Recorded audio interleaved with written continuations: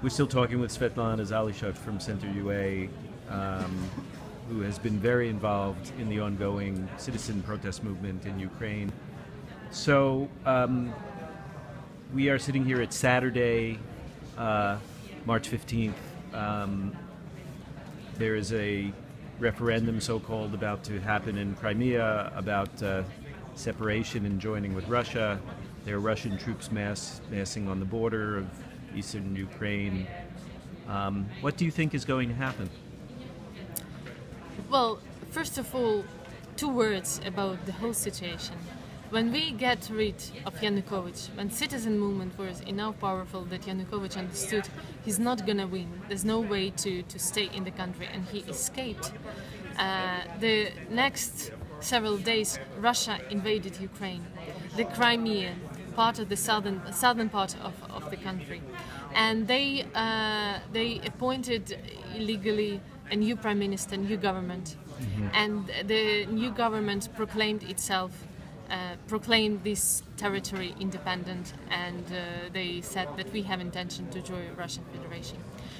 This decision, the whole process, is absolutely goes in breach with international law, and it's a military invasion of an independent country, and international community already said what they think, that it's not acceptable, and they're not gonna acknowledge or accept the results of the referendum.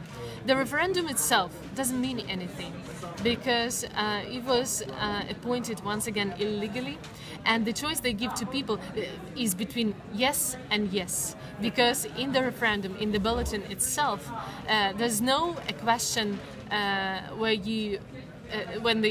they ask people whether you want to keep the status quo to remain part of Ukraine. They ask people whether you want an independence or you want to join Russia, which is also just absurd, you know. And also, it's not, you can't really conduct a democratic referendum when the whole territory is invaded and controlled by the troops of the foreign country.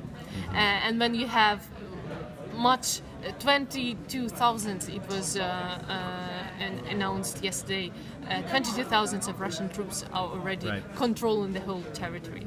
So tomorrow's referendum is going to just legitimize this whole play, you know. But what is important here is 3 points. First, it's not conflict between Ukraine and Russia.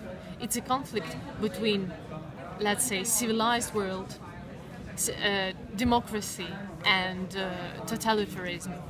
Second, this whole situation is the worst conflict on the European territory since the World War II.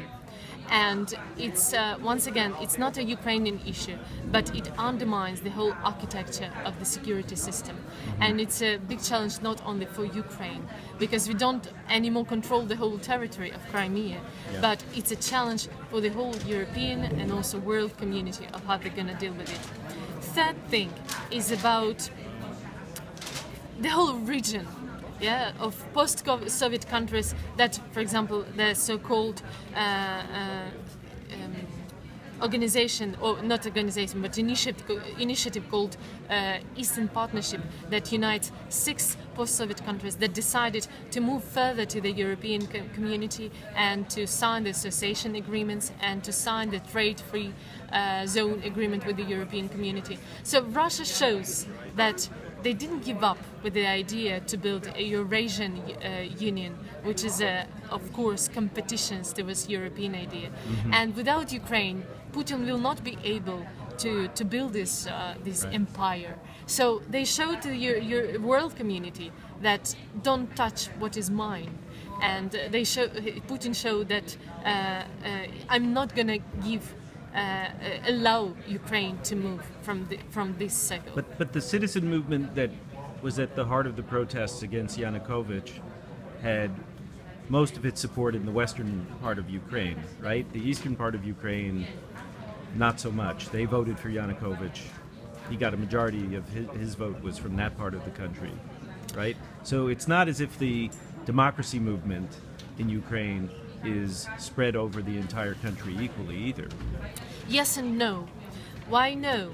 because Yanukovych was Dutch president who actually ran for elections with European idea. And he was the president, who was the candidate who said, I'm going to sign the association agreement with the European Union. So even the vote he got in... Absolutely. And then we had parliamentary elections where his party, ruling party, also said, showed the program to the voters and said, this is our goal number one, is to sign the association agreement with the European community. So we can't say they were voting for Yanukovych, they were voting for his candidate, Right. I mean, eastern and southern part of Ukraine.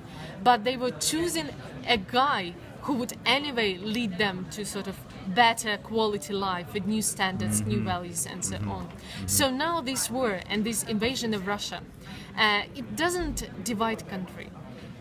The country is united in their answer that this is a military invasion and we want to be a sovereign country and we don't want to give away a part of our territory to Right. some another Right. to another country. So you fear that if